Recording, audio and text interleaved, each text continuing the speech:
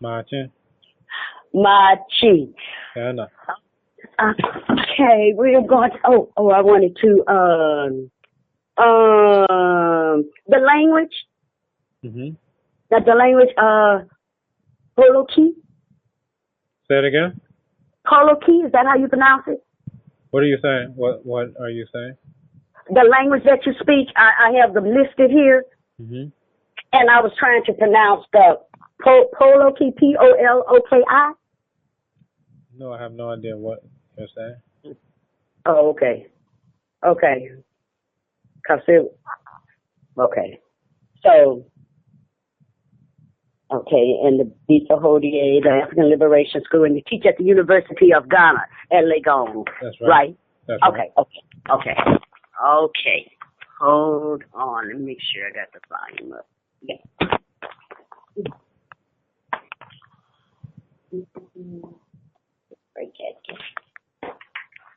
Okay, how much time do you have? Do you need? We're about to get started, right? Say what now? I said we're about to get started, right? Yes. And you say how long should the interview go for?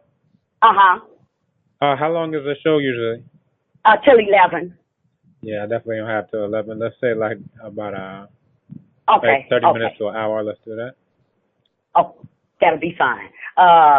So we say from 9:30 here to 4:30? Yeah, that'll be good. Okay. All righty. Okay. We're going on after this. Mm-hmm.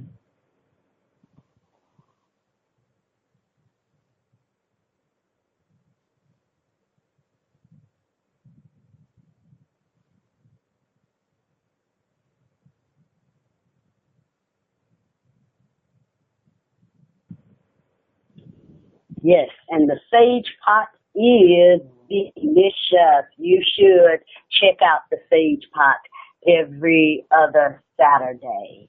And as I promised, we have online our special guest, our dear warrior scholar, master teacher, brother Baba, Dr. Obadile Kambon, who is going to give us the history of Zimbabwe and President Robert Mugabe. Our dear brother runs the African Liberation School here in Ghana, and he teaches at the University of Ghana here in Ghana, West Africa. My dear brother, welcome, Dr. Obadile Kambon. Thank you very much. Thanks for having me. And thank you for giving us this opportunity to share and learn about what is really going on and historically have been going on in Zimbabwe. Can you help us with that? Yeah, I should be able to do a little bit. You know, I've had some colleagues, comrades in Zimbabwe from Zipaya who were part of the agricultural land redistribution program.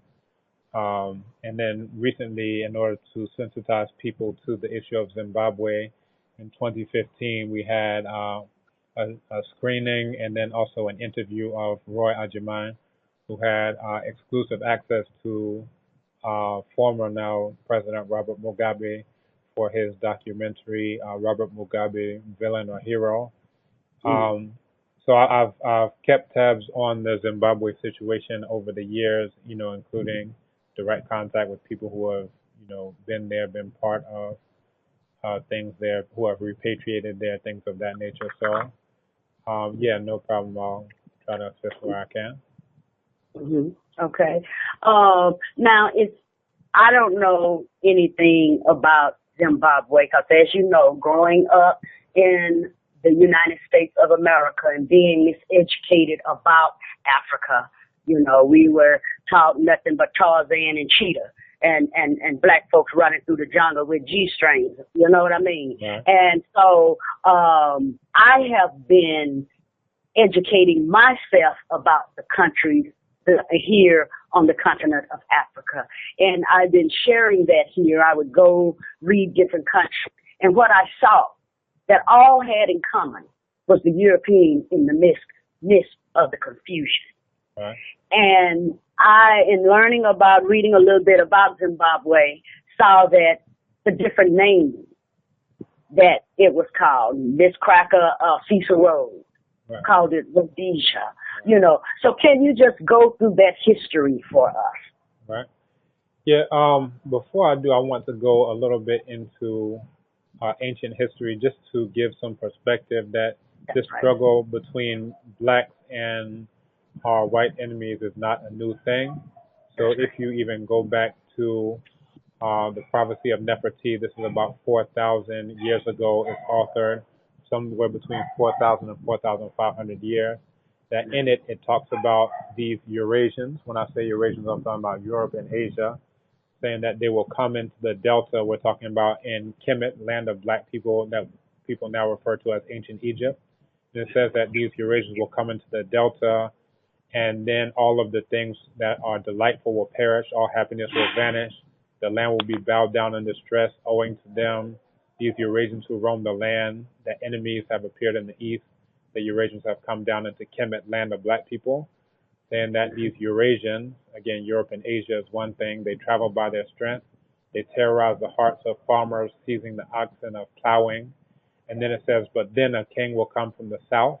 I'm in need, true of voice. Son of a woman of Taseti, that's as far south as you could get in Kemet, the interior of Nechen. He will take the white crown, he will wear the red crown, he will join the two mighty ones. Eurasians will fall to his sword. Libyans, meaning these Arab invaders to North Africa, will fall to his flame. One will build the walls of the ruler to bar Eurasians from entering Kemet, the land of black people. They shall beg water as supplicants so as to let their cattle drink. Then order, that's Ma'at, will return to its seat while chaos is driven away. Now, I highlight that just to let you know, and for people who don't know, they think about liberation struggle, so forth and so on, as something that started with so-called colonialism.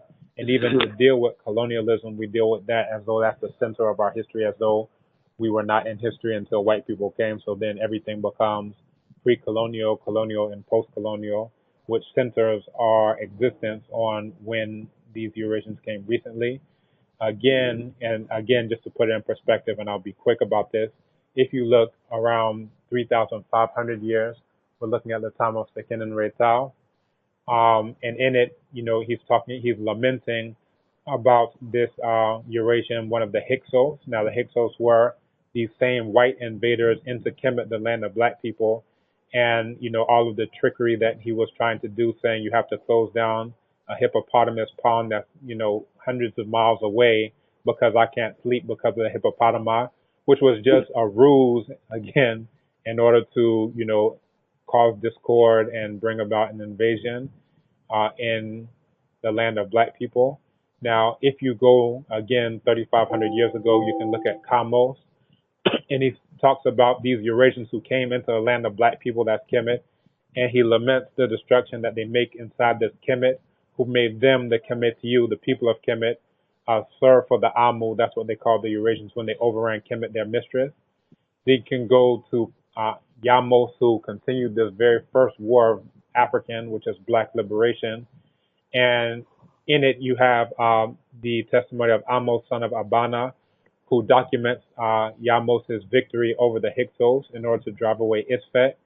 And, he documented how they sieged the town of Hutweret, which the Eurasians called Avaris, and talking about how there was fighting. He was able to carry off a man as a living captive, how he fought again in this place, made a seizure there and carried off a hand. What they would do is that when these black people, Kemetiu is what they call themselves, which is literally black people, when they're able to defeat their white enemies, that they would cut off their hand as a symbol that they had defeated them and to show that they actually did.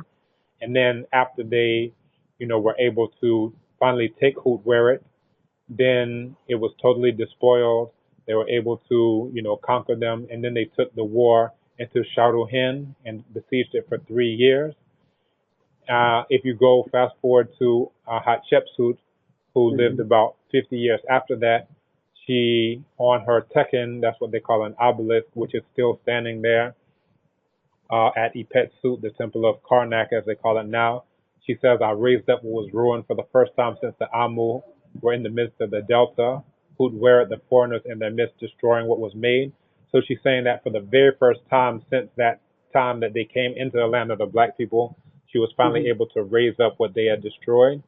If you go to Maren Patah's victory stela over, the so-called Libyan invaders and sea people to protect the land of black people, I can quote it. He says, "Then spoke the lords of Ilnu," that's what they call Heliopolis, in behalf of their son Maren Patah, content with Ma'at, grant him a lifetime like that of Ray to avenge those injured by any land. Kemet has been assigned him as a portion. He owns it forever to protect its people. So again, the role of the ruler was to protect the people of Kemet, the land of black people, which we can think of in the small form, what we now refer to as ancient Egypt. But because it's the land of black people, we can think about it as any place where black people are, both in antiquity and in modern times. And then we can go to Ramasu Mere Amun and his victory over the sea people. Now, when we're talking about the sea people, this is a confederation of all types of Eurasians around the Mediterranean who came together. And what they did is that they completely obliterated every single civilization that they came in contact with. So the confederation was a group of, Eurasians called Peleset, Cheker, Shekelesh, Dinyan, and Wesesh, lands united.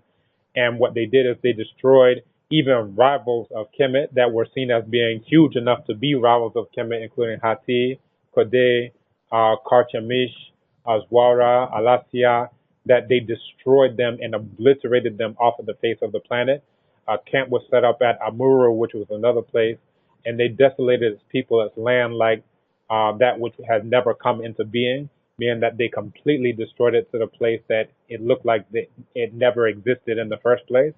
However, Ramesses Mere Amun was able to come to the fore and defeat them, and he used war tactics where they had these sea peoples, they had these ships that were fitted out mainly for the Mediterranean, so they were huge. So what Ramesses was able to do in terms of military strategy is bring them into Hapi, into the Nile River, and they were able to use arrows and also ropes and hooks to capsize these huge sea ships that weren't as maneuverable in riverine warfare. So they were able to do that, and they were able to win, dragging them, prostrating them on the beach, killing them, make them into heaps, tail to head, so forth and so on.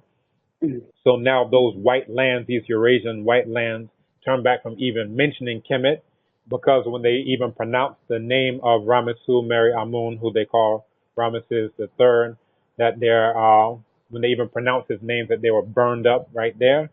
So again, what I'm doing is I want to give you a little bit of perspective in terms of how long this war between blacks and our white enemies has gone on, that it didn't start in Zimbabwe.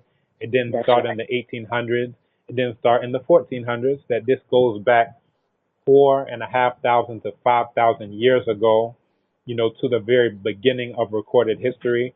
And what we find is that it's similar to, anything that's alive. You have, one group of lions against another group of lions, this pride against that pride, this group of gorillas against another group, that, the first law of nature is self-preservation. So if you have a group which is clearly identifiable as being black, and this isn't, to say, let's put it back, that's what the people of Kemet called themselves. And that's the main reason why white people don't like to say the word Kemet, because once they do, it'll make you say, well, what does Kemet mean? Oh, it means land of black people. Well, hold up. Then what's this depiction of Queen Elizabeth doing here? What's this, movie Gods of Egypt doing here? They called themselves black people and depicted themselves as black people, and they were black people. So again, I've gone into the very first wars of black liberation. I've gone into how we used to build walls of the ruler in order to bar them from entering Kemet. So all of that is just to give you a little bit of background, and now we can fast forward to, what we're talking about in terms of Zimbabwe. But again, as I said, I wanted to put some of these things in perspective. So now, that's right. Right? I said that's right. Yes. Good, and I hope that's helpful. So now we can fast forward to other lands of black people, because once these Eurasians were able to finally conquer Kemet and drive out the black people to what's now southern Egypt, going from Aswan to Abu Simbel, that, people who haven't gone there aren't aware that there are still black people there. even though the majority were driven out, there are still lots of black people there in Nubian villages, places that you can go to this day. And you can go to cultural performances. There are people black as you, black as me, who are still there. However, a lot of these people of Kemet migrated away, and it's interesting that there were a few studies, DNA studies that was done by a organization called DNA Tribes, and what they found is that the closest genetic relatives to King Tut, that's Tutankhamun, are found in the Great Lakes region. We're talking about Uganda, Rwanda, that place of Africa, and then also in southern Africa. And then the similar situation for Ramesses Mary Amun, that's the one who we just mentioned, was able to prevent the complete destruction of Kemet from these white sea people, that his closest racial relatives are found in southern Africa and then in the Great Lakes region. But then also both of them have relatives in the Sahel region, West Africa, so forth and so on. So their closest genetic relatives are in so-called sub-Saharan Africa and not contemporary modern-day Kemet, modern-day Egypt, as we will refer to it as now. So basically what we are seeing is that these very last rulers of Kemet, because we can say Ramessu Mary Amun, that's who they refer to as Ramesses III, was the last major, indigenous ruler, apart from those in what we refer to as the 25th dynasty, who came back out of Kush and were able to establish, black rulership. But we could say that Ramessu Mary Amun was probably one of the last major great indigenous rulers apart from those rulers of the 25th dynasty. So what happened when we moved out of the Nile Valley? That, you can look at the rise in the 1200s to the 1600s. You had the rise and decline of Monomotapa, which was thought to be associated with Great Zimbabwe and involved in gold mining, international trade. If you just do a search for Great Zimbabwe, you can see these huge monumental stone structures that are on par with the temples of ancient Kemet because they were built out of stone without any type of mortar in between them. So you can see a direct linkage in terms of the architecture and so forth and so on, that once we left out of ancient Kemet, that one of the places that we moved to were, one of those places included Great Zimbabwe. Other places included, what eventually came to history as ancient Ghana, which I always like to tell people was not indigenously called Ghana, that the people themselves, the Soninke, Sarahule people, that they did not refer to that empire as the Empire of Ghana. They referred to it as Ouagadougou. And then after the fall of Ouagadougou, you had the rise of Nyane, which we refer to as Mali. Then we have Songhai, after the Songhai speaking people based out of Gao. So you had basically, once we were driven out of the land of black people of Kemet, we moved to the other lands of black people because it wouldn't make sense to say, all right, let's go to Eurasia, let's go to places, let's go to Europe, so-called Europe. We're going where black people were going to the other lands of black people. So, you have Great Zimbabwe, and that's where modern day Zimbabwe gets its name from these huge monumental stone structures, these monumental stone cities. And there are other dolerite, and dolerite is a type of stone, cities that form networks all throughout southern Africa. So there are these huge networks of stone structures that are in modern day South Africa as well. Some of them have, been dated to around this time. There are other, more controversial datings that are based on the erosion of dolerite, which is the stone that places it back thousands and thousands of years. More conservative estimates place it, around 1000 CE to the, 1500s and 1600s CE. When I say CE, I prefer that to AD because AD is making reference to Christian times, as opposed to CE, which is more neutral, common era, so forth and so on. And basically what that's dealing with is these great months of about 2,160 years, which take place. So, the common era is the beginning of this age that is referred to as the age of Pisces, which in ancient Kemet we refer to as the time of Intiu, which is documented on the ceiling at Dendera, which was blasted out and is now in France. But again, we'll come, to stay on topic to Zimbabwe because I'm giving a lot of background information. Mhm. Now, in the 1830s, you had the Ndebele people who were fleeing the Zulu Impekane. Now, the Impekane, this is, the rise of Shaka, the Zulu. And the Impekane was where you had people who, just to get away from the Zulus, they were willing to fight other people and overrun other people just so that they didn't have to fight the Zulus.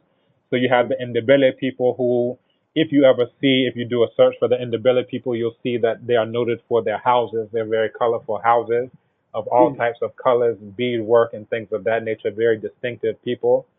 So they migrated from what is now present day South Africa, and then also the Boer. The Boer, this is where we're talking about the Dutch Boers, apartheid, all these things, into what is now Matabele land in modern day Zimbabwe. From the 1830s to the 1890s, you had European hunters, so-called traders, including Cecil Rhodes, one of the dregs of any type of thing that we can talk about. One of the, I can't even say, my father uses the term cesspoolians, somebody right out of the cesspool. Mhm. One of the worst mass murderers in the history of the entire world, whose Mhm. name should be spat on anytime that we're, referring to it. So that's my spit for him. So Mhm. they explored, quote unquote, this region coming up from the south, from southern Africa. And in 1889, you had Rhodes had the British South Africa Company, which got a mandate to colonize what became Southern Rhodesia, naming it after, of course, Rhodes. So again, in the 1890s, we had a pioneer column of white invaders and colonizers coming from the south to make their colony at what would eventually become Harare, which they refer to as Salisbury later on. You had in 1922 this BSA, that's the British South Africa Company, which was Rhodes's company. Administration ends, and the white minority opted for self-government, and that became Southern Rhodesia. You had a land apportionment act, which restricted black access to land, forcing many into wage labor. And they did this in many places where you have settler colonialism, including Kenya. Basically, they would do certain things. They would have tactics like, okay, if this land is fallow, then the whites would appropriate it, but it's only fallow because we would rotate our crops. But now, when you want to use that land, well, now you have to pay for it, you have to lease it, and then that gets you into a wage labor thing. So now you have to work for these whites in order to get the land to use your own land. So that's the Mhm. Land Apportionment Act. So the main contention with Mugabe, and we'll come to this, the main contention with Mugabe is that he was reappropriating, quote unquote, the land, which is the land owned by his own black African ancestors. But again, in 1930, this is where you have this mass theft of black land. From the 1930s to 1960s, you had opposition to colonial rule. You had nationalist groups like ZAPU, Zimbabwe African People's Union, ZANU, Zimbabwe African National Union, which is basically the Nkomo versus the Mugabe. So Nkomo, this was another revolutionary leader, which represented the Ndebele people, for the most part. But the Ndebele people are a minority in Zimbabwe. Again, they migrated up from what's now South Africa, and they comprise, let's say, around 20% of the population of modern day Zimbabwe. So ZAPU was, again, a revolutionary nationalist group, but they were the minority. And then ZANU is mainly composed of Shona speaking people, which is Mugabe, so Mugabe, and that's the majority of the population, anywhere between, let's say, 60, 70% of the population conservatively being Shona, speaking. So again, a lot of the nationalist groups were aligned on ethnic lines, or we can say at the very least cultural linguistic lines between ZAPU and Ndebele and then ZANU, which is the Shona. So that's in the between the 30s and the 60s. You had the emergence of these nationalist groups. Now, in the early 50s, around 1953, you had Britain creating the Central African Federation, composed of Southern Rhodesia, which is now Zimbabwe, Northern Rhodesia, which is Zambia, and Nyasaland, which is now Malawi. But the federation broke up about after a decade in the early 60s when Zambia and Malawi gained independence. However, of course, Zimbabwe, at that time still Southern Rhodesia, had not gained independence. In the early 60s, you have this another vile, white invader in the tradition of the Amu, these Eurasians from ancient Kemet, Ian Smith, whose name we can also spit on, of the Rhodesian Front, became a prime minister and tried to persuade Britain to grant independence to this white minority Rhodesian Front. And in just a year after that, that was 1964 and 1965, this same Ian Smith, spit on the name, declared independence under white minority rule. However, this created tension because, all right, you're declaring independence from Britain. So now we have white on white, opposition. So from the black side, you can say Ndebele versus Shona was the issue. But there you can see, this Ian Smith representing Southern Rhodesia versus Britain. That's now opposition within the white camp, which, was able to be seized upon in the guerrilla war. So you had guerrilla war in the early 70s, guerrilla war against white rule intensified. And you have still this rivalry between ZANU, that's the Shona, and ZAPU, operating out of Zambia and Mozambique. Eventually, in the late 70s, around 78, 79, Ian Smith and this Rhodesian Front, they yielded to pressure and negotiated a settlement. And this led to elections for a majority rule, and that was a conditionality that Britain, Margaret Thatcher, later, that they basically said that you have to assent to democratic elections. So that actually shocked the world. But again, this was because of that tension between, one type of white folks, which is the Southern Rhodesians, and then another type of white folks, which is the British. And both of them are trying to, push forward their own parochial interests. So eventually Ian Smith, spit on the name, yielded to pressure. You had elections for a transitional legislature, which was boycotted by the Patriotic Front made up of ZANU and ZAPU. And what it led to is a new government of Zimbabwe Rhodesia, led by Bishop Abel Muzorewa. However, that government failed to gain international recognition and the civil war continued. Now, one thing that you saw is that ZANU, again, this is the Shona people, and it's led by Mugabe. They wanted a military solution to this. They wanted to defeat these white Rhodesians. And this is where the land issue is a major thing, because people act like, okay, the land issue started in 2000 when Mugabe, had this reappropriation or reapportionment of the black farms. But this was something that you could find even in the 70s, where he's like, no, I don't want to have this, what eventually became this Lancaster House Agreement. He's like, no, I want to defeat them militarily, and I want to take the land back by force. But then ZAPU, this is represented by Nkomo, he's saying, no, let's have how did he refer to it, as like a provisional government housed outside of Zimbabwe in, I want to say Addis Ababa at that time. But, other people were saying, ZANU, that's the Shona people, saying, no, we shouldn't do that. We should stay right in Zimbabwe. They had talks with Julius Nyerere in Tanganyika, later on Tanzania. And he also said, no, we shouldn't have any type of provisional government. But basically what you find is ZAPU, the Nkomo, and the Ndebele, not necessarily all the Ndebele, but Nkomo as a leader, he wanted more diplomatic resolution to it. He wanted more of, little by little type of approach, whereas ZANU is like, no, it needs to be military. But, eventually in 1979, the British brokered all-party talks at Lancaster House in terms of this Lancaster Peace Agreement and a new constitution which guaranteed minority rights. Minority rights meaning the white settlers, if we want to call them that, invaders who are still there. Now, this is where you saw a change in Mugabe's, at least rhetoric, because, when he was in other places, especially Ghana, he was exposed to quote unquote Marxist, socialist rhetoric and things of that nature. He attended in Winneba, the Kwame Nkrumah Ideological Institute. He actually married Sally Hayfron, who was a Ghanaian.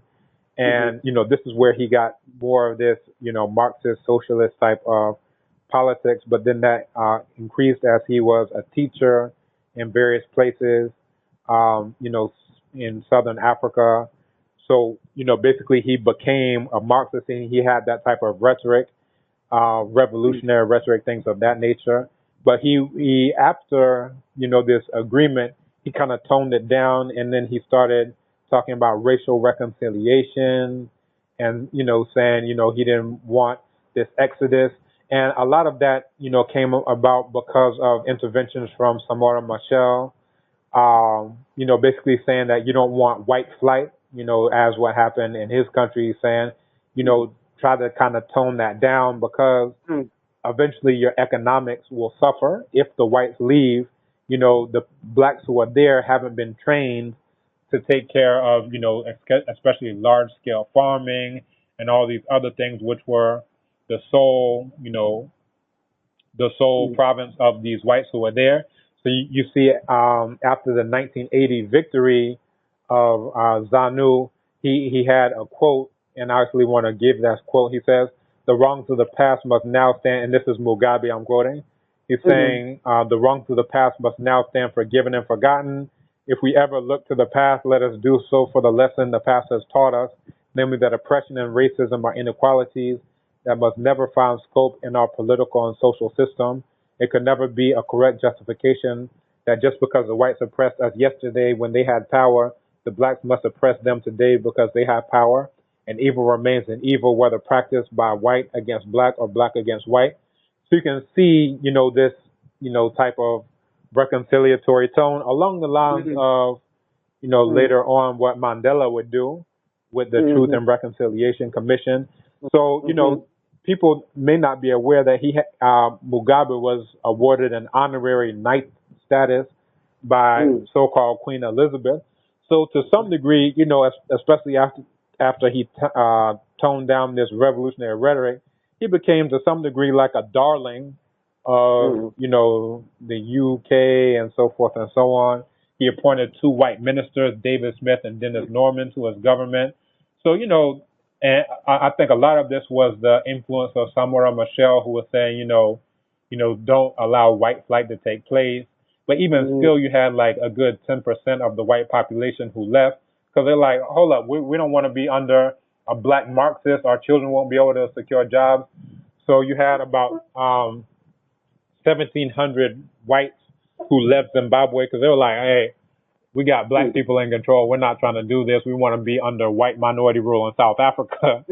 They're like, we don't trust this. And, basically, there's a proverb in Chi where they say,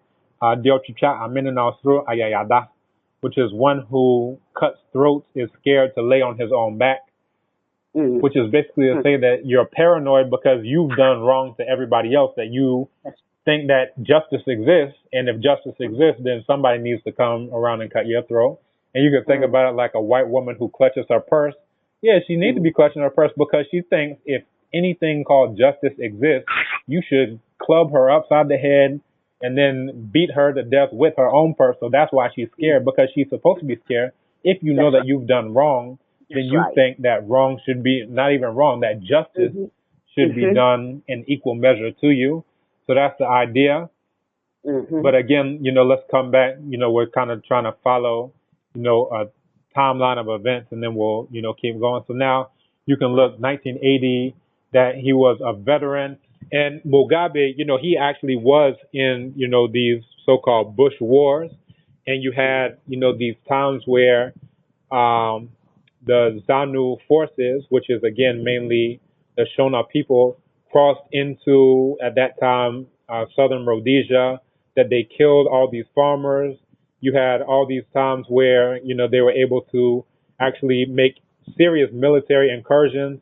Now, what Mugabe focused on was more of the ideological battle in terms of, radio broadcasts saying, that these whites are basically parasites, bloodsuckers, so forth and so on. And what that did is that led revolutionary morale to, those who are actually doing the fighting. So, to some degree, yeah, he was out in the bush. he was out, waging this guerrilla war. However, the actual generals who were making the strategies, were other, higher ups who were doing that. But again, you can see that he was, playing his role in terms of, he said he wanted this military type of solution to the issue. Now, again, as I mentioned, that's where the quote was after they got a victory. You had the ZANU party, they won British supervised elections. So Mugabe became the prime minister. However, he also, in what could be seen as a very model type of blueprint, that he included ZAPU leader, and that's the Ndebele side, Joshua Nkomo, in his cabinet. So independence on 18th April was internationally recognized. So earlier, you had this government led by Bishop Abel Muzorewa. However, that one didn't gain recognition. That was 2 years earlier in 1978. However, there was international recognition in 1980. Now, in 82, Mugabe sacked Joshua Nkomo, accusing him of preparing to overthrow the government. And this was because you had the discovery of a weapons cache in a farm that was partially owned by Nkomo. Now, whether those weapons were planted or whatever, whether it was just overtures or whether that was a legitimate thing, because of these weapons in an Nkomo-owned farm, I was like, hold up, no, you don't mean well. And, whether it was pretense or not, it led to Nkomo being ousted from the government. And one of the major, you can say, upheavals that came about because of this is that you had North Korea, who trained what was called the 5th Brigade, deployed to crush the rebellion by pro-Nkomo ex-guerrillas in the Midlands and Matabeleland provinces. And the government forces were accused of killing thousands of civilians over the next few years. And when I say thousands, we're talking about on the scale of about 10,000 people, mainly civilians, who were killed in this. Now, basically what we have is, a major killing. So it's a change from the killing of white Rhodesians as blood-sucking exploiters, hardcore racist, sadistic killers. And to quote Mugabe at that time in the 70s, late 70s, he said, "Let us hammer the white man to defeat. Let us blow up his citadel. Let us give him no time to rest. Let us chase him in every corner. Let us rid our home from the settler vermin." To now, is being perpetrated against the other indigenous black people. And we're going to come back to this point because in his farewell address, I don't know if you got a chance to read that. In his farewell address, it was really playing up, it's black against these white, invaders. It's black against these white invaders. But you can see early on as, Mugabe was trying to really, basically what he said earlier before even the government was established, this idea of a Marxist one-party state. So, if you're trying to have a one-party state, well, how do you accomplish this one-party state?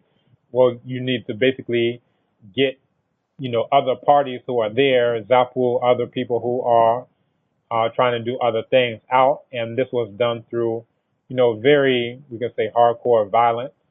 And they actually use the Zimbabwe term, which is escaping me. But basically, it was referred to as blowing away the chaff, the wind that blows away the chaff before a storm. And if it comes to me, I'll give you that exact term in Shoshona. But they would often refer to these military campaigns along these lines. Yeah. So, again, let's come back to that. And like I said, if it comes to me, I'll give you that. But basically, okay. Let me ask you this about, because you have mentioned about this Marxist ideology. What is it? Why is it? And what is it? What causes us to want to embrace? You've heard throughout history those that emulating Marx and Lenin. Right. What's up with these crackers? What's up with that? Yeah, this is this is a very interesting thing because what you find is you have a lot of these people who call themselves Marxists, and it's basically to some degree, people who are trying to make, let's say, I'll try to keep it soft, try to make a class analysis and say, oh, it's all about class. Now, there is a very interesting document called, it was an article that was written, were Marx and Engels white racists? The proletarian outlook, and it's prolet and then Aryan, Aryan, as in, Nazi Aryan. But basically, and that's by Carlos Moore. You can actually find that article online on JSTOR or anything like that, written in the 70s. Because basically, what you have is a lot of black people who are blindly following so-called Marxism, and they don't realize that Marx was just as much of a racist as any of these other people. Had the idea that, black people didn't enter into history until, white people, so-called white people, set foot in Africa in, different times and different places. But you can, basically say that from 1471, which is when the Portuguese came to the so-called Gold Coast, so forth and so on, that this is where black people enter history. You've had, leaders of France basically echo the same thing very recently. Now, what black people didn't understand is that even though you had all of these revolutionary movements that are supposedly based on Marxism, that Marxism is fundamentally opposed to the even idea of black people coming together. Now, what makes this problematic is that if you go to how this is practiced, Marxist states or whatever, if you look at a Marxist country, and I'm actually going to paraphrase Dr. Khalid Muhammad, the late Dr. Khalid Muhammad, who would say that he's traveled all throughout the world, and anytime he's been to any place where this black-white dynamic exists, anytime you have a Marxist country and you have this black-white dynamic exists, you have white Marxists on the top and black Marxists on the bottom. If you go to a socialist country, anytime that black-white dynamic exists, you have white socialists on top, black socialists on the bottom. Communist country, you have white communists on top, black communists on the bottom. If it's a capitalist country, you have white capitalists on top, black capitalists on the bottom. If it's a Christian country, you have white Christians on top, black Christians on the bottom. If it's a Muslim country, you have white Muslims on top, black Muslims on the bottom. So basically, despite whatever people want to talk about, class or whatever, if you are talking about anything revolutionary, you're not doing anything revolutionary until you deal with that fundamental problem of white on top, black on the bottom. This has been the fundamental thing that we've been dealing with for the past 5,000 years of, this conflict between, these whites who want their own descendants, their own progeny to prosper and survive, so forth and so on, and then blacks who want, at least at that time in ancient past, wanted our own black progeny to survive and be able to, thrive and exist even. So, this is basically what I've given you is basically a microcosm of the problem because a Marxist analysis does not do anything about this white on top, black on the bottom, nor does it even propose to. You understand? It's right. Just, let's be in the Kremlin somewhere. Let's be, because even if, these Marxists are in love with Cuba and in love with Castro and Che and whatever. But again, if you look at Cuba, you have a white minority rule, just as we've been talking about in Southern Rhodesia, now Zimbabwe, just as we've been talking about in, Southern Africa, South Africa, all these places. You have the exact same thing. Now, here you have a so-called Marxist or communist or socialist or whatever country, but here you have white Castro and, later Raul Castro, who are governing a black majority. Why can't black people govern ourselves? You understand? And again, that's why, and I always give this thing that you can look at white ideologies such as Marxism as like a dog or like a child, that they are not raising this white dog. Marx is not raising this white dog called Marxism to turn around and bite him. That he's raising this dog in order to serve him, in order to serve his interests. Because as long as you follow Marxism, there's no thing to say, well, what you do about Marx, whose own this German so-called Jew, whose wealth is accumulated due to, the incursion of Germans into what later on became Tanzania, what later on became Namibia, what later on became Togo, what later on became Cameroon, that all of these are German colonies. So now you have, this white Marx who is living off of these incursions of Germans. You have this white Marx who has nothing, that there's no part of Marxism. Let me put it so it's actually in sequence, that there's no part of Marxism because, the Marxism and Marx came about before, you can say, the extermination of the Herero people in Namibia. But basically, to say that there's no part of Marxism to say, what do you do about German Marx? There's no part of Marxism to say, well, what do you do about, any of these atrocities that are committed by German people or any of their other white racial relatives. So it's something that is doomed to fail in terms of the interests of black people because it wasn't created to serve the interests of black people. You understand? So if we're talking about any ideology that's there to serve the interests of black people, it has to be created by black people for black people, because otherwise we're following white ideologies that are there to serve them, because there's nothing in Marxism that talks about justice of what these white people have done to us. There's no part of Marxism that talks about retribution of what these white people have done to us, because, again, they create ideologies that are there to serve them. And that means, okay, let's just talk about redistributing wealth and means of production. And so, well, where is the justice up for the 200 million Africans at the bottom of the world's largest graveyard in the Atlantic Ocean? Where is the justice for these Arabs who are still enslaving black people in Libya to this day, and Morocco to this day, and Algeria to this day, and all these places in Saudi Arabia to this day, Yemen to this day? The very first revolutionary uprising of black people in the diaspora was not in the Western diaspora. It wasn't Haiti. It wasn't even Brazil. It is the Zanj revolution in the Arabian Peninsula, where these white Arabs were enslaving black people. That's where we get the term Zanzibar, Azania, all these Zans.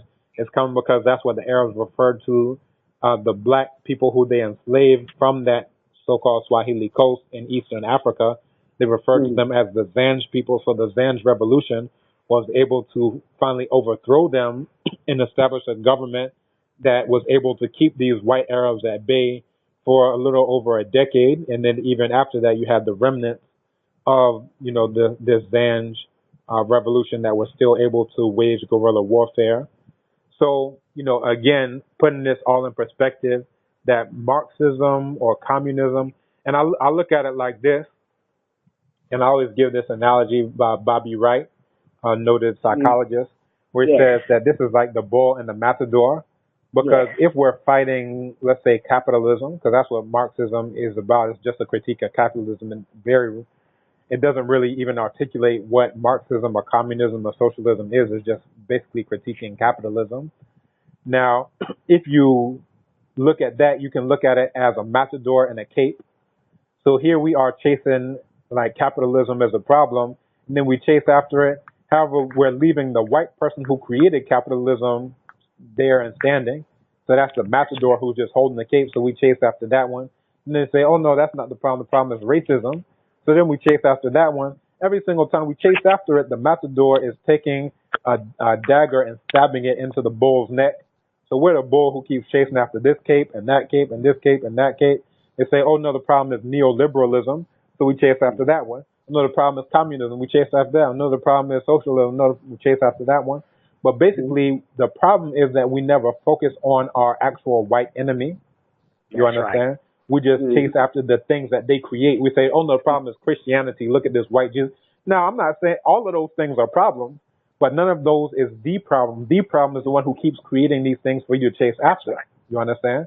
Another analogy that Dr. Collins, who I referred to earlier, he says this is like saying, okay, the problem is a system. It's not white people, it's a system. He's like, you sound like a fool. That's like saying the problem isn't the spider, it's a spider web. Now, the white people created the system, so you're chasing after the system. You're swinging in the air, you're shadow boxing, you're swinging into smoke. Because how do you hit a system? What are you doing? No, the problem is the white people who created the system. So he's like, if you keep trying to tear down spider webs and you leave this white spider, you come back the next morning, there's a new spider web there. The first spider web, you can say, okay, well, that's Christianity, or this is capitalism now, or this is, communism now, or it's Marxism now. That what I'm even saying that Marxism isn't even a problem. The problem is the white people, including Marx, who created Marxism, who created capitalism, who created socialism, who created every ism and anity and lam and whatever. That is our problem as black people. And the reason why I started off with that historical survey is that that's been our problem for the last 5,000 years is the white people themselves, to whatever degree we want to refer to them as people, because, you know, they're mixed with Neanderthals and so forth and so on. You know, we can go into that in a different discussion. But if we're going to deal with anything, that Marxism is not the problem. It is a problem. It can be a problem. It's a manifestation of the problem. That capitalism is not the problem. It can be a problem. It can be a manifestation of the problem, but that's not the problem. The problem is these white people who keep coming up with these diversions and distractions, and we chase after them, you know, ridiculously. And again, it's like the bull who chases after the cape instead of chasing after the matador. Now, if you chase after the matador, he don't got to worry about no more capes. Absolutely. Right. It's done. That's over. Okay. And see, and listening to all of this, and it sounds like, okay, our leader, Mugabe, started out as that fiery revolutionary. And then as soon as white pressure comes in, then he changes. Yeah, even the fiery revolutionary, you know, thing, you could see that is very heavily influenced by Marxism because, again, these people, you know, this first wave of revolutionary leaders, they had no African concepts to build upon, really. They didn't know about it because all of them were trained in Britain or in the U.S. or wherever. So all they know is white folks. So what they can do is that they just find, it's like the analogy that I always give of, all right,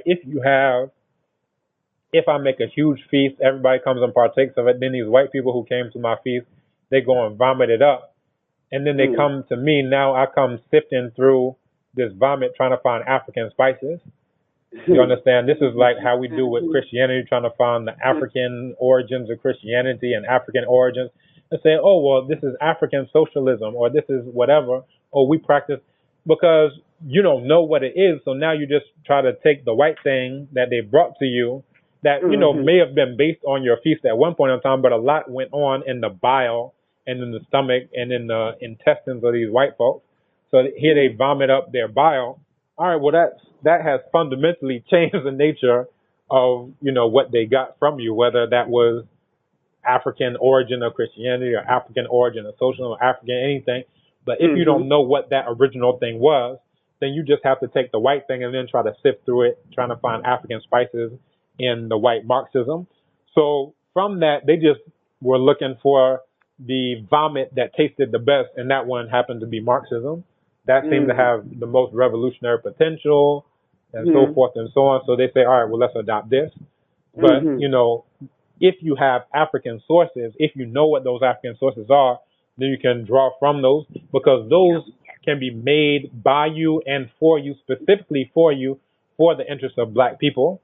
But if you don't do that, then you try to take something that was made for the interest of white people to protect them, just as Marxism was there to protect Marx. There's no commentary of what to do about Marx in Marxism or any of Marx's white racial relatives. That's not going to be part of Marxism because if it is, then Marx is going to get his head chopped off. So he said, let me create a good ideology that's going to make sure that I don't get my head chopped off because no woman is giving birth to a child saying, I hope one day this child comes and chops my head off. No. She's not spending, you know, a decade or two to raise a child, for the child to come and say, now that may happen, but that's not the intent. By the same token, Marx, whatever his ideology is that he's coming up with, and Engels and all these other white folks who are basing their ideas on Hume and Hegel and all these other white races, none of them are coming up with their ideologies for it to turn around and bite the hand that feeds them. None of them are doing that for it to turn around and, you know, bite the breast that it came off of. No. So again, that's the fundamental issue with all these our early independence leaders is because they didn't know anything African. Now they try to take something white and then flip it and then do something with it, but it's fundamentally flawed from its very basis. Beginning. Then, so looking at this and reading about some of the history of some of the countries in Africa, then it appears that the white supremacy system is still in place, but with blackface running things, blackface out front, but the white supremacy system is still in place and still in control of the countries in Africa. Well, let's look at some of these terms first. So when we're talking about system, this is the whole point of what I was dealing with before, white supremacist system or whatever, that the issue is not so much the system. And even my father, he doesn't like the term white supremacy because they're not supreme. They may perform an action of domination. He said when he thinks about supreme, he thinks about the singing group, the Supremes, or I Love Supreme by Coltrane, or any of those types of things. But, you know, they are not supreme by any stretch of the imagination in any way, shape, or form. However, they do perform acts of domination. And one of the main ways that they do that is by fragmenting us into thinking that even we're Zimbabweans or Ghanaians or African Americans or Caribbeans or any type of, you know, ideology of a fragment, as opposed to, look, we're all black people and we need to unite on that basis. Black equals African, African equals black. To any degree we have somebody who's not black in Africa is the exact same degree to which they are invaders to Africa. That's one. Now, just in terms of the system, anything that they create is going to be there as long as they are still there. As long as there are still any white so-called people, or as, you know, my father first prefers to refer to them as Thespulians, anytime that they are there, then all of their children, whether it's their ideological children in the form of Marxism or racism or so-called white supremacy, because any of those things, they are willing to sacrifice in order to ensure their survival. So if we talk about, and, you know, I'm looking at the work of, you know, Neely Fuller and then the late Frances Cress Welsing, that she would always talk about racism, white supremacy, and always link those two. Now, when we're looking at racism as a static, dynamic, global interlocking system and things of that nature, that they are even willing to dispense with so-called racism, at least its overt forms, when that enables them to survive. So if it goes from, you know, this Mississippi, you know, lynching thing, they will discard the lynching. They'll say, no, let's stop doing it that way. If that is how it's going to ensure their survival, they're willing to say, all right, we're not going to call you a monkey or a baboon anymore. We're going to say this. We're going to say it. So even the idea of whites being supreme, they're even willing to not say that. They're willing to, you know, some of them will even say, no, black people are great. Black people are supreme. Oh, look at Jordan. Look at, you know, what. They're willing to give verbal whatever to that. They're willing to put money behind that. They're even willing to let black people, you know, be the head of a black country, at least as a figurehead, or even they're willing to have somebody who's mixed like Obama come to power, because all of these capitulations and whatever, all of them are for their main objective, which is to exist. All of them want to exist. The ones who are mean to you want to exist. The ones who are so-called nice to you, all of them want to exist. So that is the common ground that they stand on. All of them want to exist except for the ones who have already committed suicide, literally. Those are the only ones who we can have proof of do not want to exist. But even some of them are committing suicide for the greater group, the larger group to exist. You understand? Right. So that's one.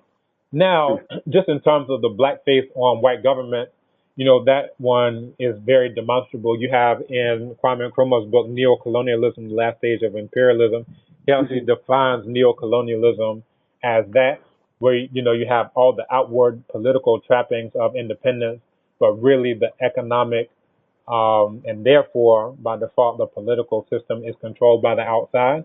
And we see that with the IMF. We see that with the World Bank. We see that now with India coming in with Gandhi statues. We see that now with the Chinese government, you know, coming in with Confucius institutes. One has just been.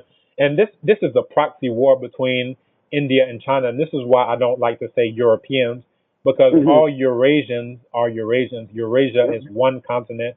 And Eurasians, whether they be Arabs, whether they be Indo-Aryans, whether they be Chinese, whether they be French, whether they be British, all of these pale white Eurasians have been the enemies of African people from the very beginning of not even modern, from the very beginning of recorded history.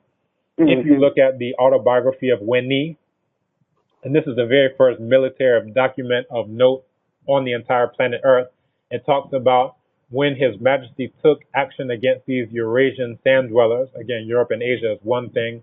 His Majesty made an army of many tens of thousands from Upper and Lower Kemet, from both sides of the house, from Kinset-Jeru, from Irjet Nubians, from Wawat Nubians, from Irjet Nubians, from Wawat Nubians, from Irjet Nubians, from Wawat Nubians, from Irjet Nubians, from Wawat Nubians, from Irjet Nubians, from Wawat Nubians, from Irjet Nubians, from Wawat Nubians, from Irjet Nubians. It looks like we dropped. Are you still there? Yes. We had a drop call. Okay, we got to go back. All right. Okay, hold on. Okay, and we are back. We had a drop call. Okay, my brother. And what was the last thing you heard? You were talking about the Eurasians and them, not calling them Europeans, and going into the detail about the Eurasians and how they have been invading. Exactly. So and I'm coming back to the point about India and China specifically, because right now at the University of Ghana campus, we have a statue of Gandhi, one of the worst racists against the black people of South Africa and then the black people of India, who are called the Dalits, the black untouchables. There. So we have a statue there in this proxy war between India and China. And then we have a Confucius Institute, which is being finished right now as I speak, because, again, both of them are trying to exercise soft power, because every single person on this planet, except for black people, African people, know that whoever controls Africa controls the world, whether you're talking about plutonium, whether you're talking about uranium, whether you're talking about diamonds, whether you're talking about platinum, whether you're talking about gold, every single thing that we can talk about, whoever controls Africa controls the world, period.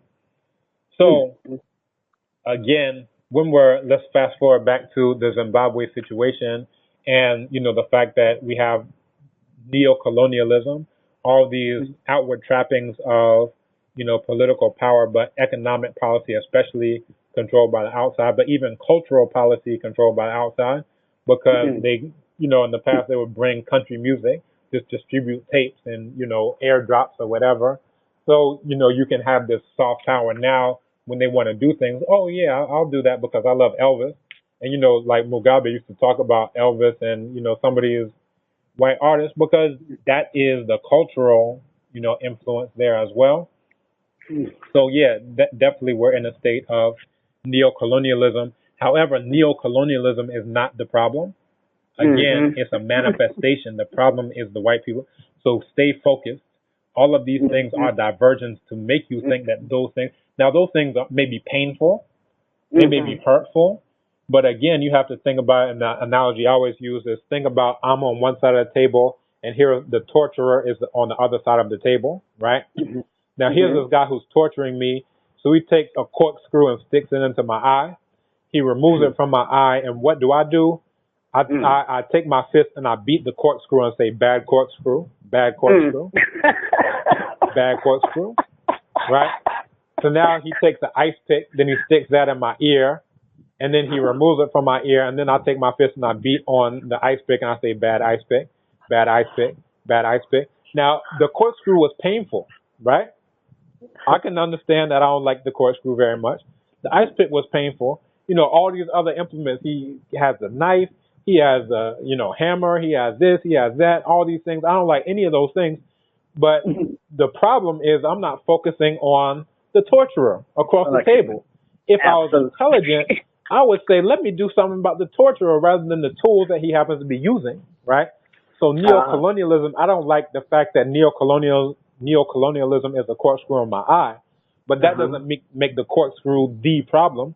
The problem is the one who created neo-colonialism in the first place.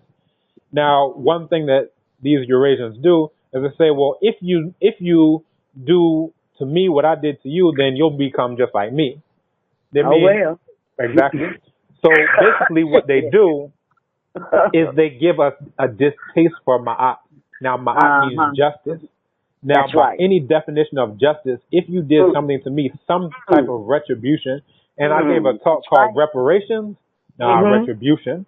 We're not talking Mhm. about give us some cash. We need retribution. There has to be some type of justice for all Absolutely. of this that has happened to us. So that's the Absolutely. core. And the Mm. problem with black people right now is all of us are actively hating Ma'at. Now, Ma'at Mm. means truth, Mm. justice, righteousness, harmony, balance, order, reciprocity. So That's reciprocity right. means that That's if right. you've done something, then in a reciprocal fashion, you can find this in um, the book of Kun Anup, which Mhm. is often referred to as the tale of the eloquent peasant, or Smian Sahetipen, which is the tale of the peasant, which is what it was referred to at that time. So in this, it says, do unto others so that others may also do, with the idea back to you, that what Mhm. you give out is what you get back. So Mhm. again, our issue right Yeah. now is that we find every excuse and every reason not to implement justice. That's right. Now, we showed a documentary at the Institute of African Studies on Otabenga, who is an African out of the Congo, who his family was massacred. He was sold into enslavement and then taken to St. Louis for the World's Fair where he was displayed, and then Yes. put in the Bronx Zoo where he was Yes. displayed with Yes. an orangutan. Yes. Now, at the end of that documentary, we had two people. Both of them said, I'm Christian. And they Mhm. said, we have to make sure that we don't allow this to happen to white people because Mm. then we'll become just like them. Mm. Mm. Now, Okay. one introduced himself with the name Gideon. The other one introduced himself with the name David. They're wearing clothes made by white people. They say that they practice a white religion. They worship an imaginary white man. They're speaking English. So Mm. all of those things, they don't think any of those things make them just like a white person. But the one Okay. thing that they should do, which is implement justice, if they do that one thing, that'll make them just like them. Well, where's your Yeah. fear of becoming just like them for having white names Mhm. and practicing Mm. white religion? I say That's if right. you don't want to be a hypocrite, right, Mhm. then you need to Mhm. practice that principle across the board. That's That if right. you don't want to be Absolutely. just like them, you better quit wearing all these white people clothes and white people shoes and white people drawers and white people socks Mm. and having white people names and praying in white people churches and all this other stuff y'all doing, being entertained by white people's soap operas and Mhm. telenovelas and kum kum baja and whatever. You need to be black. But Mhm. they're not interested in that. The one thing that they think would make them just like them is implementing justice, implementing Mm. ma'at, and that's the one thing they don't want to do. Want to do. We don't want to do. Right. Absolutely. So So, our go ahead. lessons learned should be what? Yeah, so the main lessons that we can learn, and again, we've gone off on a, it's related, but somewhat of a tangent because I do want to return to Mugabe and his Okay. situation. But one of the main lessons is coming from Mugabe now. Now, we can see, in the 80s, he was being very political, very, very diplomatic in terms of Mhm. saying reconciliation. He didn't want, he was listening to Samuel Michel and Mhm. saying, yeah, we don't want to drive these white folks out because it'll collapse the economy. Well, the economy has collapsed anyway. You understand? At this point. But one of the main lessons is that as black people, we need to Mhm. practice a Kim to you first policy. Kim to you. When I say Kim to you, that's what the people of ancient Kemet refer to themselves as black people. So we need to have a policy of black people first. Now, one Mhm. thing that we saw early on in Mugabe's time is, Shona versus Ndebele, right? Mhm. Now, that is not Kim to you first policy. That's not a black people first policy. That's internal divisions that, were later exploited, and even at that time exploited by these white Eurasian enemies that we've had for the last 5,000 years. And that's not helpful to us. Now he's Mhm. coming back to, black people, I did this for you. These whites are not indigenous to our land. So he's coming back to the rhetoric. But what we saw in the 80s, late Okay. 70s to 80s, is that he had all this Marxist rhetoric, but he was Mhm. willing to put all of that Marxist rhetoric to the side because in actual implementation, he became very capitalist. You understand?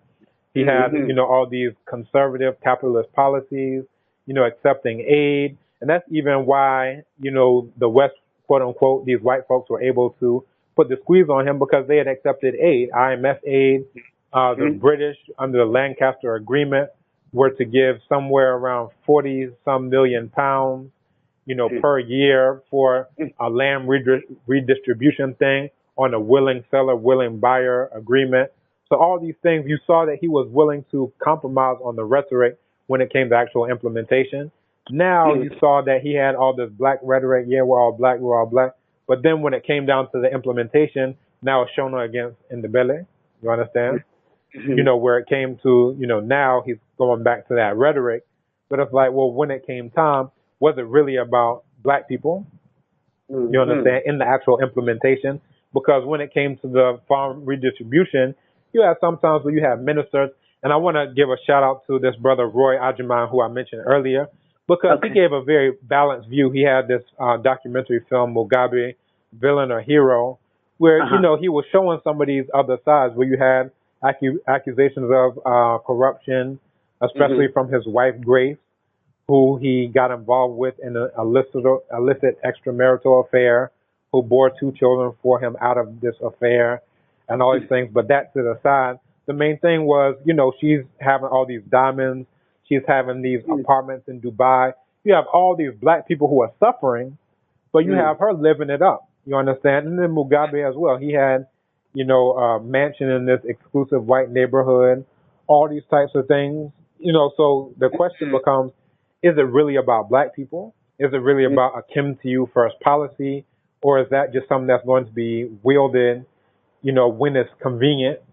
But then, elsewhere, you're getting knighted by Queen Elizabeth. That don't sound very Kim to you first. You understand? Are you taking these IMF and World Bank loans? That doesn't sound very Kim to you first. If your name Robert, that's even a sidebar. But, what is all this stuff? You understand? None of that sounds Kim to you first. But this is the point that I'm making. When we're talking about ancient Kemet and then talking about modern Kemet, Kemet means land of black people. And that's the most profound thing about ancient Kemet, is that they call themselves Kim to you. They call themselves black people. This means regardless of any of the other internal divisions, that Kim to you is first, black people are first. You understand? So to come back to, Mugabe, now we're in a situation where you had sacking of Nkomo in the 80s. You have violence in southern areas. You had changing of the constitution. You had, Zimbabwe being ousted from the Commonwealth, which are all these white, countries. So basically, the degree to which he wasn't welcome into the arms of white folks, that's the degree to which he was able to or willing to employ pro-black policies. Because I think it was very good in principle to restore the land of black people to black people.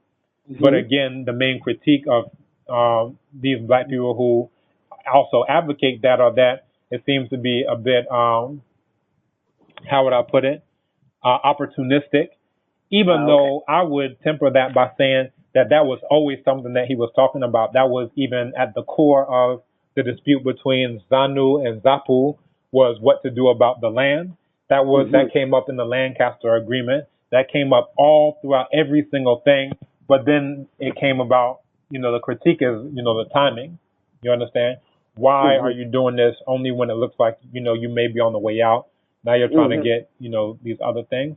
So I think, the question of villain or hero is perhaps not posed correctly, because you can see some things that are heroic from my perspective as a black person. So I could see certain things that are villainous from my perspective as a black person who is about Kim to you first. You understand? That, if you are talking about redistributing the farms and the wealth and so forth and so on, why are you not doing that on a basis of you're black, this is your land now? And it's more, all right, ZANU people get it, but ZAPU people don't get it. You understand? That's the Ndebele people. We're going to disenfranchise those. However, the ZANU people who are Shona people, those get it. That's not black. You understand? And I think that anything revolutionary, and again, the only revolution that's truly a revolution, because otherwise you're just talking about give these people some cash, send some money over there, and that's no revolution. You understand? You can sit next to white folks on the toilet. That's no revolution. The only revolution that's really a revolution from the perspective of black people is doing something about white on top, black on the bottom. And that was done symbolically, with the land issue. But even with that, I saw reports of the new people in power after the ousting of Mugabe are saying they're going to offer money to these white people to come back. Now, yeah. Oh, so I was reading articles about, how when they were kicked out of Zimbabwe, they were welcomed to Nigeria with open arms, among other places that they just resettled in other places in Africa to continue to be leeches and parasites and so forth and so on. But it really lets you know that this idea of Kim to you first is not there. This idea of black first is not there at all. That at the end of the day, it comes down to my ethnic group against your ethnic group. Because that idea of Kim to you first, it really can only take shape. And it took shape in ancient Kemet because they were right next door to their white enemies. And they always had these incursions of white enemies from way back into so-called pre-dynastic times, because you have evidence of that in the battlefield palette and the Gebel el-Arak knife palette, in the Libyan cities palette, and, all these places that shows this interaction and dispute between the black people and the white people. That's also the reason why you saw contemporary modern-day Pan-Africanism starting not on the continent, but more so in the diaspora, because we're right next to these white enemies. So then we say, you know what, even though before you may have called yourself Congolese or called yourself Asante or Yoruba or whatever, none of that makes any difference now. So you can look at Haiti as the main, that coming to fruition of whatever you call yourself before, whether you call yourself Phone or whatever, we're all black people and we have a common enemy, which is all these white people. That's right. That's right. You have to some degree that happening in Southern Africa, but not really taking its full shape, because that idea is just fledgling in the sense of what's really taking root is, all right, the Zulu don't get along with, whoever, basically anybody else. The, Shona don't get along with other minority groups there, and that type of thing. So that's something that people really identify with more so than, look, we're all black and we have all these white enemies. But you still see that to some degree in South Africa, then more so than what you could see in like West Africa, because they can't even understand that concept for the most part. It's like, no, Asantes don't get along with Airways. What are you talking about?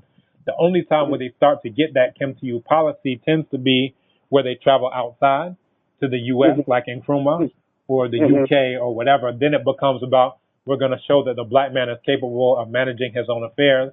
So that's, out of one side of the mouth, but then the other side of the mouth, you're going to go and marry this white Arab.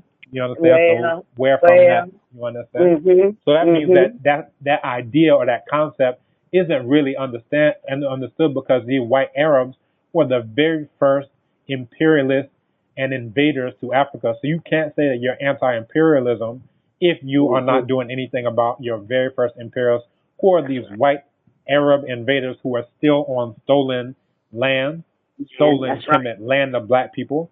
So if you're talking about anti-imperialism and you're not doing anything about these white Arab invaders, you are a liar, you are a hypocrite, you are inconsistent at the very least.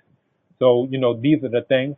And again, if you're not doing anything about this white on top, black on the bottom, you're joking. You're joking. Absolutely. And talking about what the late great Dr. Bobby Wright said, he was also clear in his enemy. He said, I only have one enemy. Exactly. And that is the white man and white woman. Right. Okay? I have no quarrels with my sisters and brothers. Right. And that's the same thing the late great George Jackson said in Blood in My Eye. Right. When are we going to get it? And I think that still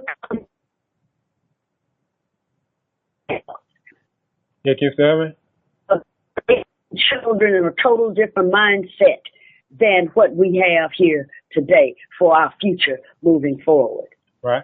And I definitely agree that we have this white enemy. The major challenge is that we are fighting the war on two fronts, one against that white enemy, and then two against these black people who assist that white enemy. Right. And I'll put it in terms of the way Dr. Jacob Carruthers, the late great Dr. Jacob Carruthers, in Intellectual Warfare, He has a quote. He says, thus those who have been waging the long war to liberate African history and culture have been fighting the following two battles.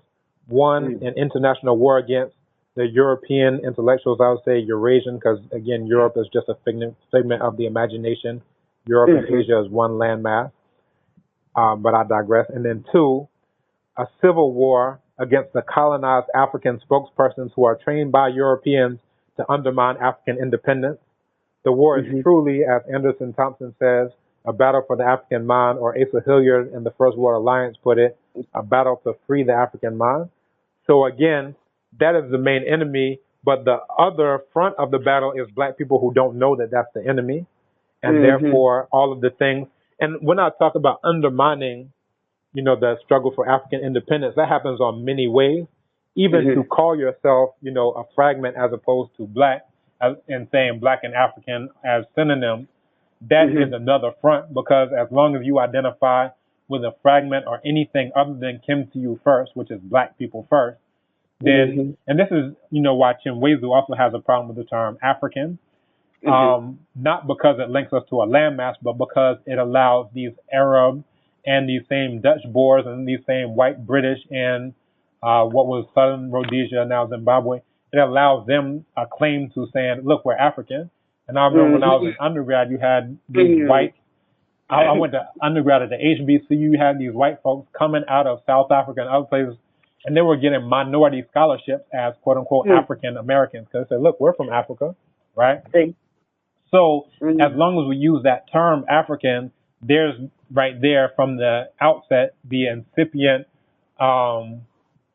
back door that allows these Arab enemies in, these Dutch Boer enemies, these British enemies in, all types of Eurasian enemies in, because that's what we call continentalism. As long as you happen to be on the African continent, you get a pass.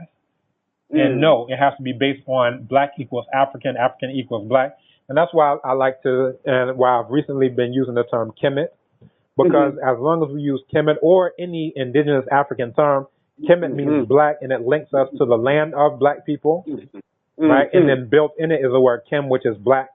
So you can't confuse it. If you are not black and you're in the land of black people, you are an invader. Kem Fu means black people. It links us to that land of Kemet. So we can start talking about modern Kemet, right? The modern lands of black people, no matter where we happen to be. And those occupied territories, those lands of black people that are currently occupied by Arabs or whoever else, right? So that's that. But this problem is only a problem if we are speaking English, because if we speak Chi, Bibi is black, and then the word for Africa is Abibi Mine, which is still land of the black people. If you speak Yoruba, Dudu is black. So if you say Adulawa, you're saying land of those who are black. Ile Adulawa, land of those who are black. If you speak Bambara, the Bambara language, Bambara Kan, they call their land Farafina, which is land of those who are black. If you look at Walla, Reo Nitnunyul, land of those who are black, and then black people means African, Nitkunyul. If you look at the word for African people in Kikongo, the language of Congo, they call black people, which equals African people, Ndombe. They refer to the land as Nsiabandombe.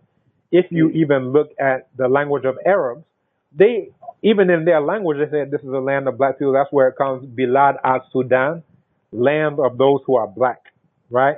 So even the Arabs who are on stolen territory, they don't even say that this is Arab land. They say this is the land of black people, which is where we get the name of the land, Sudan, or the extended, Sudan in the Sahel, extending all the way into West Africa. Even if you look at Greek, they're saying Ethiopia, Ethiops coming from burnt faces. So even they're referring to all of Africa as Ethiopia, not just the modern day country of Ethiopia.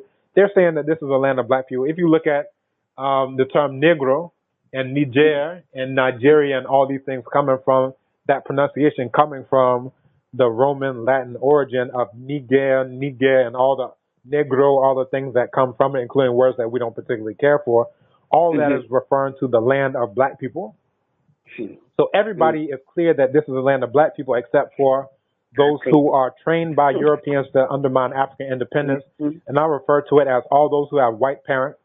If you are black and you have a white parent, whether that's most obviously a white biogenetic parent or a white ideological parent, in the form of Marx, or in the form of Adam Smith, or a white religious parent in the form of this white Jesus or a white Muhammad, or you have a white parent in terms of finances, a white parent at the IMF or at the World Bank, or a white parent in terms of employment, that you work at this white university or whatever. Anytime you have a white parent, you cannot be uncompromised or uncompromising, because at the end of the day, at the back of your mind is, I can't fight uncompromisingly for black people, because what's going to happen to my white daddy or my white mommy? You understand? And that's the reason why they give you their ideologies. It's not to free your mind. It's not to free you as a worker from it. They need to make sure they will be protected, because at the end of the day, the mean ones and the nice ones want to exist, and that's what they have fundamentally in common. You understand? It's the wolf and the fox, as Malcolm X used to put it. Absolutely. Well, my brother, I sure do appreciate you taking the time and sharing this history with us here on Talking to People at Political Education this morning. No problem. And yeah, for Mugabe, again, like I said, we can close out with more of a complimentary thing, that it's not that he was all hero, and it's not that he was all villain. But what I think we, as African people, black people, should do is look at the degree to which he was doing things that were beneficial to black people, and look at that as a model in our own lives of how can we do a similar thing. Then look at the things that he was doing that were not necessarily, in the interest of black people. Apartment in Dubai and diamond rings for his wife and all this other garbage. None of that is useful for black people as a whole, and that needs to be cut out. So I think we have to have a balanced type of approach and not get into hero worship or just vilification, but then see from those things that were good, how can we learn from those and move forward? And then also from those things that are bad, how can we learn from those and make sure that our main critique is not of saying he was bad. Our main critique is saying we're not going to live in that way for those things that were not useful and beneficial for black people. Kim, to you. So again, I'll leave you with Kim, to you first. I'll be before first, black people first. Whereas black means African, African means black. This continent, this is our land. And to whatever degree we have non-black people on this continent is the degree to which they are invaders, and the exact degree to which we need to take our land, the land of black people, back. And with that, my brother, I appreciate it. Madasi Pa. Yeah,